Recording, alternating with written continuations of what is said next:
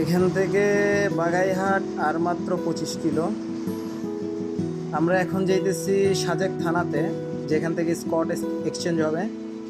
সাজেক যারা এখন ঢুকবে তাদেরকে, আর আমরা যারা সাজেক থেকে চলে যাচ্ছি তাদেরকে পারাপার হওয়ার একটা সুযোগ করে দেবে।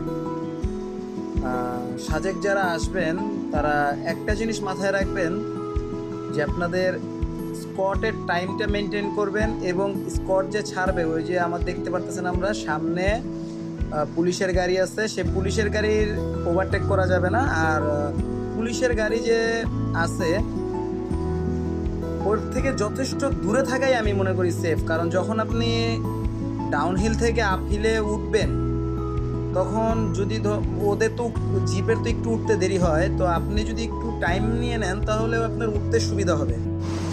যখন মাসালং থানাতে বা সাজেক থানাতে যখন আমাদের স্কটটা থামে তখন ওখানে দেখবেন অনেক স্থানীয় খাবার পাওয়া যায়, যেমন ওখানকার আখ আছে, পেয়ারা আছে, আমরা আছে, আরও নাম না জানা অনেক কিছু আছে পাহাড়ি, যেগুলো অথেন্টিক খাবার আপনারা ট্রাই করতে পারেন।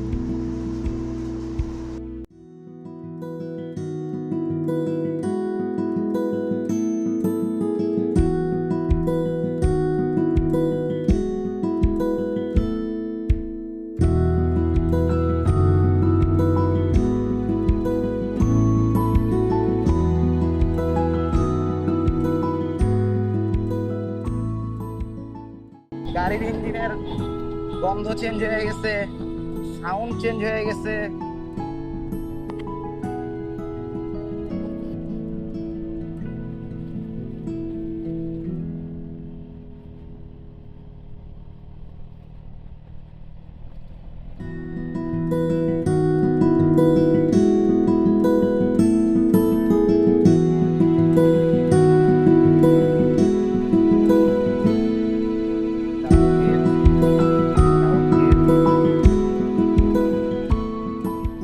ডাউনহিলে নামার সময় অবশ্যই ইঞ্জিন ব্রেকের বিকল্প নেই, অবশ্যই আপনাকে ইঞ্জিন ব্রেক ইউজ করতে হবে। আর আমি রেগুলার ব্লগার না, ইউটিউবার না, কন্টেন্ট ক্রিয়েটর না, সেজন্য আমার ভাষায় ভুল ত্রুটি হলে আপনারা মাফ করবেন, ক্ষমার দৃষ্টিতে দেখবেন।